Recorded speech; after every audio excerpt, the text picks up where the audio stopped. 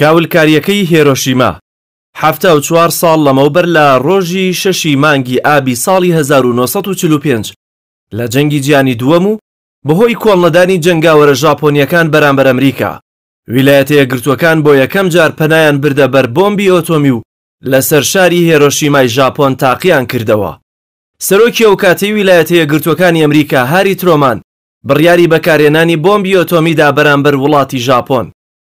ڕێژەی دانیشتوانی هیرۆشیما ئەو کات 350,000 کەس بوو. بەهۆی تەقینەوەی بۆمبە ئەتۆمیەکەوە زیاتر لە 80,000 کەس کوژران، 90,000 کەس بریندار بوون، بەدەیان 1000 کەسی دیکەش بێجێگە و شوێنمانەوە.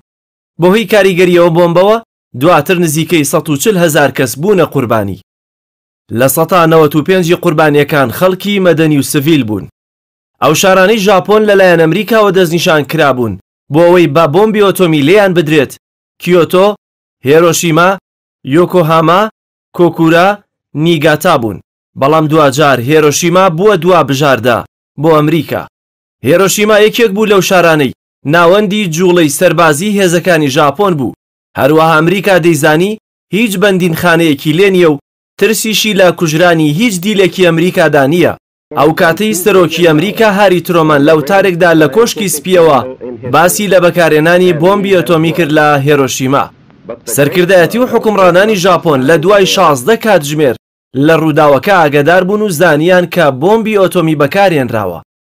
ئەو فڕۆکەی بۆمبە ئۆتۆمیەکەی پێخرایە خوارەوە لە جۆری B-25 و فڕۆکەوانەکەشی ناوی پۆلت بیتس بوو کە باپەی هەندێک لە سەرچاوەکان ئەو فڕۆکەوانە نەیزانیوە ئەو بۆمبە لە جۆری بۆمبی ئۆتۆمیە و دواتر باز لەوە دەکەن باری دەرونیشی تێک چووە.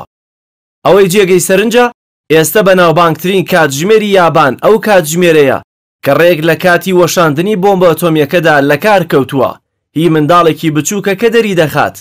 کاتژمێر 8 و 15 خولەک هیرۆشیما بۆ هەمیشە ناوی چووەتە مێژووە و بووە پەڵەیەکی ڕەش بە نێو چاوانی ویلایەتە یەکگرتووەکانی ئەمریکاوە.